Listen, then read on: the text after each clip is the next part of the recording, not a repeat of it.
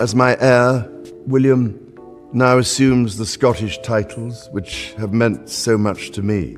He succeeds me as Duke of King Charles. Imagine waking up one morning to find a sealed envelope at your door. No phone call, no warning, no explanation, and inside it, your father has already decided the most important moment of your entire life, signed it into official existence, and sent it to you before sunrise without saying a single word. Now imagine your father is the King of England, and the document inside that envelope is not a letter. It is not a suggestion. It is a binding royal order, reportedly signed in secret, in the middle of the night, with only 3 sealed copies permitted to exist, that fixes the date window for your coronation, hands you authority over your own crowning ceremony, and blocks powerful palace figures from interfering with your future. All while your father is still sitting on the throne. All while you are still just the heir. And all without asking you first. According to sources familiar with the events that followed, that is reportedly exactly what King Charles did to Prince William. And when that envelope arrived at Adelaide Cottage before breakfast, the shock was not simply that his father had planned his coronation without telling him. It was what Charles expected William to surrender before he could wear the crown. Tonight we walk through every layer of this story. The humiliating palace incident that reportedly forced Charles's hand, the secret framework princess and built clause by clause, the confrontation between father and son that neither man had prepared words for, and the midnight conversation at Highgrove that transformed what this document meant entirely. Stay until the very end.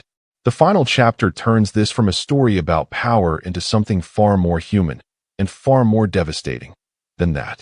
If you are new to the Royal Pulse, hit subscribe right now and turn on notifications.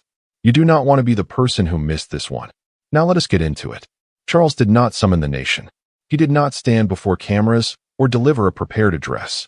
He entered his private study at Windsor after dark, according to accounts from those familiar with the events of that evening, carrying a decision he had not shared with anyone outside a small and carefully chosen circle of constitutional advisors. His constitutional secretary waited beside the keeper of the Privy Seal, the official responsible for guarding the monarch's most sensitive state documents. The doors were locked. A red dispatch box rested on the desk between them. Charles broke the seal. Inside lay what sources describe as a succession instrument, a binding royal order beginning formal preparations for William's coronation while Charles remained alive and fully sovereign on the throne. It did not remove the monarch or force abdication.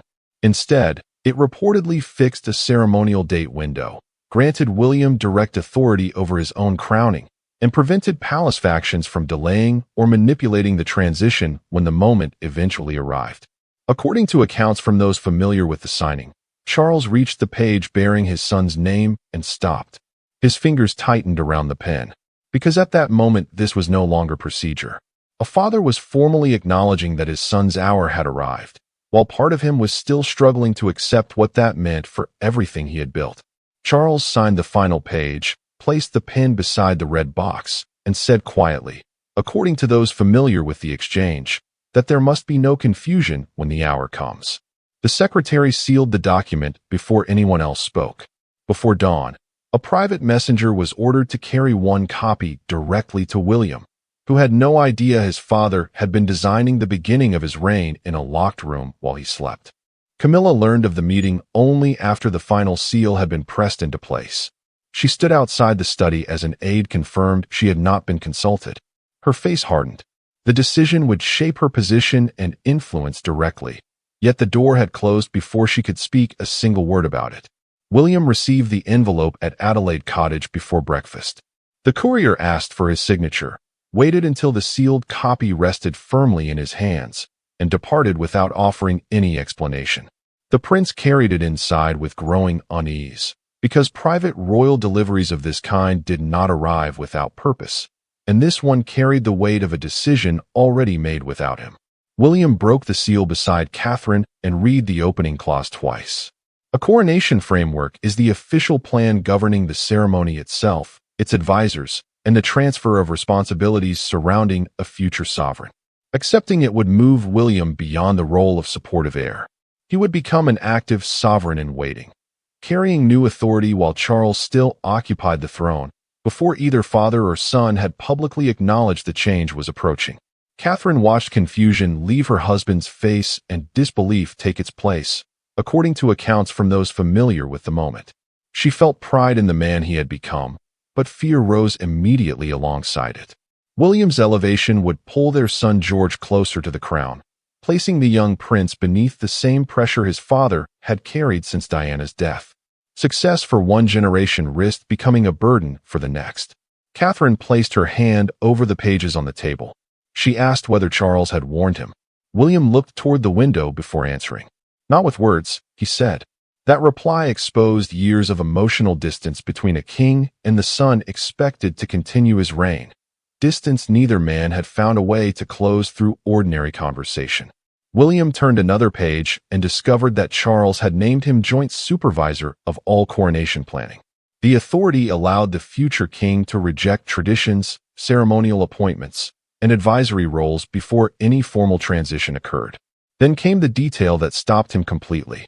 He had 72 hours to provide written acceptance. Silence would not delay the process. Silence would count as consent, meaning his father had deliberately closed every path of avoidance before William had even been told the document existed. Camilla received her notification at Clarence's house shortly afterward. She read the two-line message beside an untouched tea tray, folded the paper once, and asked quietly why William had been informed before her. No second explanation arrived. The queen consort read it again. The words did not change. The secret coronation order did not begin with a legal warning or a constitutional debate. It began during a ceremony that should have displayed royal unity before senior courtiers and dignitaries, and instead exposed how dangerously divided the palace had already become beneath its composed surface. 6 months earlier, Charles entered the planning chamber at Windsor expecting order. Senior relatives and court officials had gathered to approve the procession, seating, and ceremonial precedents for the royal year ahead. The Order of the Garter ceremony, an ancient gathering honoring the monarchy's highest order of chivalry, depended entirely on position, because every placement silently communicated rank, trust, and authority to every person present. William had been instructed to sit beside his father. The change appeared small, yet everyone understood its meaning immediately. The prince was no longer being presented only as the patient heir waiting behind the king. He was being shown as the man already preparing to carry more of the monarch's burden, publicly, before the institution had formally defined what that meant. William entered the chamber and stopped. His chair had been moved away from Charles. Camilla's place had been restored directly beside the sovereign. A senior court official had made the alteration following a private discussion with the queen consort's household, without any authorization from the king. William refused to sit. He said nothing. His stillness exposed the insult more precisely than any outburst could have done. The future king remained standing as courtiers glanced toward one another, understanding that the rearrangement had been deliberate and that everyone present had been forced to witness it. Charles demanded to know who had authorized the change. Camilla answered that it was a matter of ceremonial balance. She insisted her place beside her husband protected continuity, but the monarch heard something sharper beneath the careful wording. William's growing authority was being challenged before it had even been formally acknowledged. Charles gripped the back of his son's displaced chair. He dragged it across the floor himself and placed it beside his own. The sound of that movement silenced the chamber completely. Camilla watched without moving. William finally sat, not in triumph, but with the cold restraint of someone who understood the conflict had only just begun. Charles received a documented briefing that evening revealing draft succession plans circulating between rival palace households. The papers proposed competing roles, titles, and powers for the period following his reign. Without a signed framework, William's accession could be delayed, manipulated, or privately negotiated at the exact moment Britain needed certainty most. Charles sat alone afterward and admitted to his private secretary, according to accounts from those familiar with the conversation, that he had waited too long to define the future. The chair incident had exposed more than wounded pride. It had revealed a monarchy already dividing around a crown that had not yet changed hands. The secret document was no longer a distant consideration. It had become an urgent necessity. Behind the king's signature stood a strategist whose loyalty was not to Charles, to Camilla, or even to William personally, but to the survival of the crown itself. For weeks before the signing, princess and had moved quietly between Windsor, Buckingham Palace, and the ancient offices guarding the crown's ceremonial authority. She asked no public questions and made no dramatic declarations. Yet every clause limiting outside interference, every safeguard protecting William's authority, and every deadline forcing action reportedly carried the unmistakable discipline of the Princess Royal. Charles had asked her privately to answer one dangerous question. Could preparations for a future coronation begin before abdication without creating a rival court around William? A rival court meant a second center of royal power forming around an heir while the reigning monarch still ruled, a dynamic capable of dividing palace loyalties before any transition occurred. Anne's task was precise. Keep the king sovereign, give the prince enough operational authority to prepare, and prevent competing households from exploiting the uncertainty between a reigning monarch and an heir whose time was visibly approaching. She sat alone in a records room comparing different drafts of the ceremony structure, according to accounts from those familiar with her work. Her concerns surfaced immediately when she found provisions allowing ceremonial advisors to overrule William on decisions involving Catherine and George. Their roles would shape public trust, family stability, and the emotional tone of the entire next reign. Camilla confronted her in a private corridor before the final papers were sealed, according to accounts from those familiar with the exchange. The queen consort asked whether Anne had helped exclude her household from the process entirely, and answered that no spouse should control the next sovereign's coronation, regardless of history, rank, or personal sacrifice. Camilla stepped closer. "You have written me out," she said, and closed the file in her hands. "No," she answered.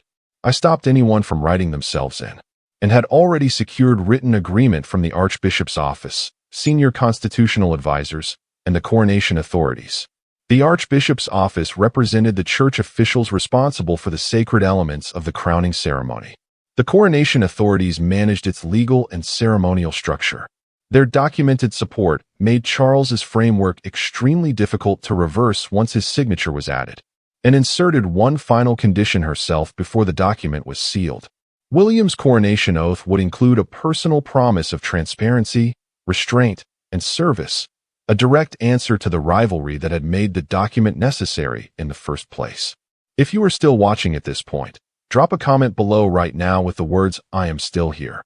Now, here is where William walks into his father's study and demands the one answer Charles had been hoping to avoid. William arrived at Windsor carrying the signed document in his own hand. He refused the waiting equerry, passed the private secretary without stopping, and entered his father's study alone. Charles was standing beside the window when the door closed. There were no advisors, no constitutional experts, and no prepared statements. Only a father who had made an irreversible decision and a son demanding to understand whether love or fear had driven it. William placed the succession instrument on the desk between them. He looked directly at his father and asked the question that had been forming since the envelope arrived. "Are you preparing to step back, or pushing me forward because you no longer trust the people surrounding me?" The question struck deeper than either man anticipated, according to accounts from those familiar with the exchange. Charles stiffened, because both possibilities carried genuine truth.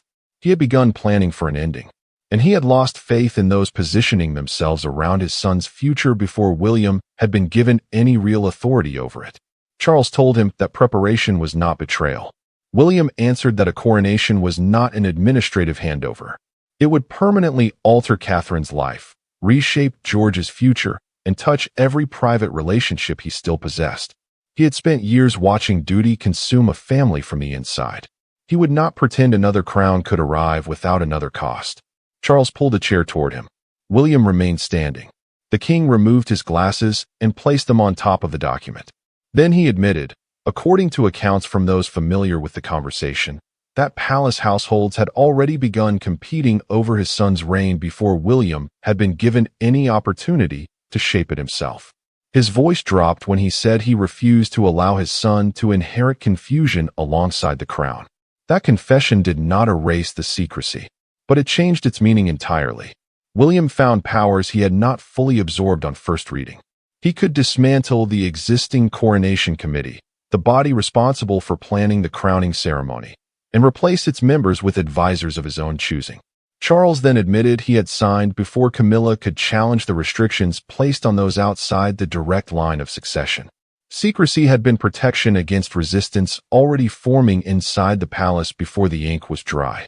William did not reject the order. He demanded one condition. Catherine must be included in every decision affecting their children. Charles agreed without hesitation. Inside the palace, the document's force was immediate and total. Doors that had always opened without question now required written authorization. Advisors who had expected years of continued access found their names absent from the new coronation structure without warning. Camilla received a formal notice confirming that William, not Charles's household, would decide who stood closest to the throne on Coronation Day. William suspended the existing coronation planning group and ordered a full review of its members, finances, ceremonial assumptions, and private communications. The planning group was the body responsible for preparing the future crowning ceremony. Controlling it meant controlling who shaped the opening image of the next reign. Catherine was added to the supervisory council and became transition chair. A new center of authority formed around the direct line of succession. Camilla read the formal notice alone, according to accounts from those familiar with the scene. She asked whether Charles had personally approved the wording. The answer came quietly. The king had signed it himself. She felt more than exclusion. She felt judged. Years of public service, loyalty, and personal sacrifice had been reduced to a risk calculation, a fear that she might interfere with William's future if she remained inside the structure surrounding it. Charles visited her later. He could not promise to restore what had been removed because the framework had been specifically designed to protect his son from competing influences, including those from within the immediate household. Camilla listened, then answered with controlled pain. "You protected William by humiliating your wife," she said. She slid the notice across the table toward him. Charles did not pick it up. Silence widened between them into something no document could address. She turned the notice face down. That gesture transformed the argument. This was no longer about ceremony or hierarchy. It had entered their marriage, and that was the one territory where institutional language offered no protection to anyone. William then discovered something worse. One proposed arrangement would have delayed Catherine's full ceremonial recognition while expanding Camilla's advisory role during the first year of his reign. Informal promises had already become instruments of quiet pressure operating below the level where they could be formally challenged. William ordered every transition decision recorded in writing from that point forward. No whispered agreement or private assurance would survive without documented proof. The old palace culture had ended in a single command. Victory brought no peace. William remained disturbed by what the document had done to his father and to Camilla. Late that night, he asked Charles to meet him somewhere without files, officials, or royal machinery standing between them. He chose Highgrove. Highgrove belonged emotionally to Charles rather than institutionally to the monarchy. Both men arrived without an aide after midnight, according to accounts from those familiar with the meeting. For the first time since the order had been signed, they spoke not as sovereign and heir, but as two men shaped by duty, loss, and years of conversations postponed until the crown made honesty unavoidable. Charles poured the tea himself. His hand shook slightly, and a few drops fell onto the saucer. He looked down and laughed once at his own unsteadiness. That sound, brief, genuine, and entirely unroyal, broke the tension between them more effectively than any prepared words could have achieved.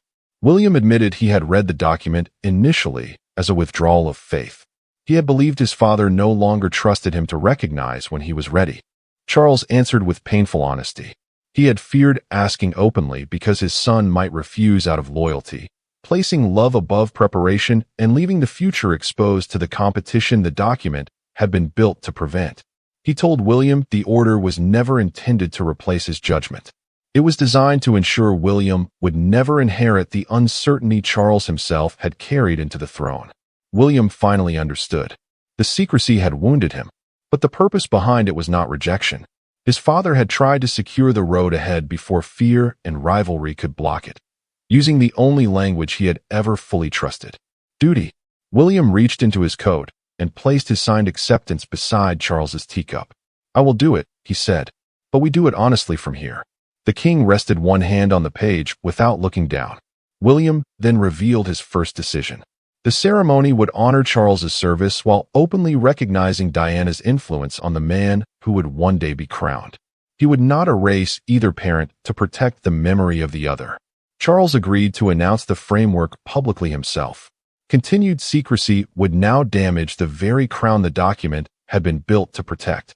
When Charles and William finally stood together before the cameras, there was no announcement of defeat and no visible struggle for control. Charles spoke first. He acknowledged that monarchy survives only when duty is prepared before crisis demands it, and that the decision had been his alone, made with full awareness of what it would cost personally and what it would protect institutionally. William stepped forward not as a son replacing his father, but as an heir publicly accepting the burden his father had chosen to place in trusted hands. Charles confirmed he would continue serving as sovereign while William led the coronation preparations. The father was not being removed. The son was being prepared with clarity before uncertainty could return. Charles then lifted the original sealed copy and handed it to William before the cameras. The prince accepted it with both hands, turned toward his father, and bowed. The gesture honored the sovereign, but it also honored the man whose painful private decision had made an orderly transition possible before crisis could make it necessary. William thanked him publicly for choosing preparation over pride. His words ended any suggestion the document had been designed to diminish Charles or push him aside. The future king made the truth unmistakable. His father had not weakened the monarchy by planning ahead. He had strengthened it. Catherine stood beside William as an equal partner in the new framework. George watched nearby, seeing succession presented not as sudden loss, but as responsible preparation. Camilla accepted she would not control William's coronation or shape his future court. Her restraint ended the internal struggle and preserved the dignity that open resistance would have permanently destroyed, and stepped back once the structure was secure. She had never sought personal power. She had protected the transfer of authority and returned control to the rightful heir before anyone outside the palace understood she had been involved at all. William's signed acceptance was placed beside Charles's signature in the royal archive, turning a father's unilateral decision into a shared promise between two generations who had finally found a way to speak honestly to each other before the crown forced them apart. The secret signature had stunned the nation, but its final meaning was something far simpler than any institutional language surrounding it. Charles had not surrendered the crown. He had secured its future by trusting his son with open eyes before fear had the chance to make trust between them impossible. And that is where tonight's story ends.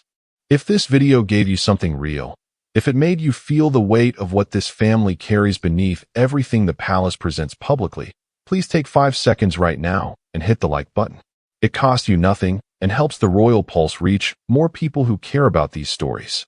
Subscribe if you have not already and turn on that notification bell, because what is unfolding inside this monarchy is far from finished, and we are covering every single layer of it. Drop a comment below and tell us where in the world you are watching from and what your local time is right now. Do you think Charles made the right decision by acting in secret, or should he have brought William into the conversation from the very beginning? Every single comment gets read on this channel. We will see you in the next one.